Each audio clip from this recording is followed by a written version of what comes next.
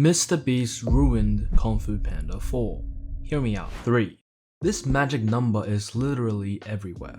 A triangle is the strongest shape. A trio is the strongest group. A trilogy is the perfect cinematic experience that completely concludes an arc. Trilogies like Lord of the Rings, Star Wars, Kung Fu Panda, How to Train Your Dragon. Wait, what was that? Kung Fu Panda is no longer just a trilogy?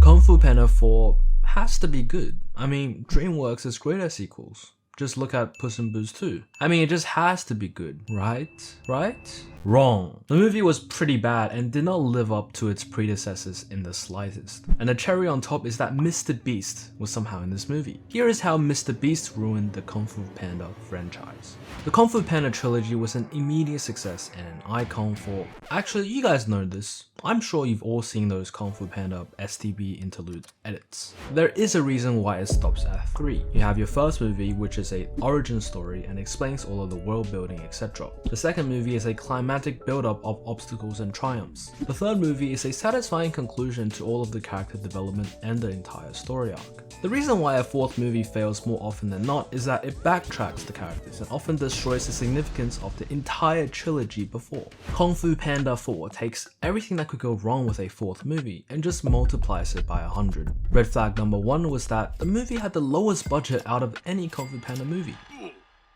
Well, that's because they completely erased the Furious 5 into oblivion.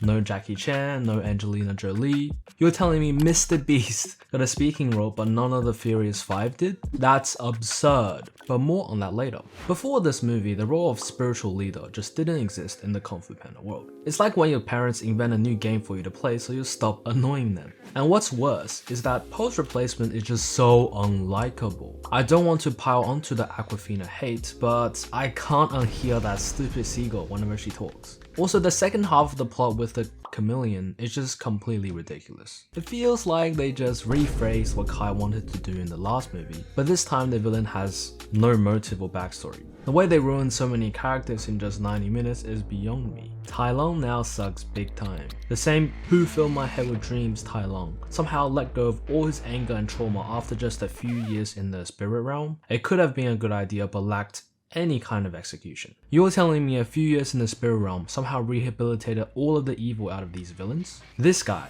who spent 100 years in the spirit realm letting his hatred marinate like fine wine. Or this guy who committed mass genocide and murdered his own parents? Absolutely no chance. And then out comes Mr. Beast, who just kicks the audience in the guts when we're already on the ground, just for DreamWorks to come and take our pocket cash afterwards. To summarize, we have no Furious 5, all of the villains are now ruined, Po is actually getting demoted, the main character in future Kung Fu Panda movies will no longer be a panda but Awkwafina, but at least we have a Mr. Beast cameo.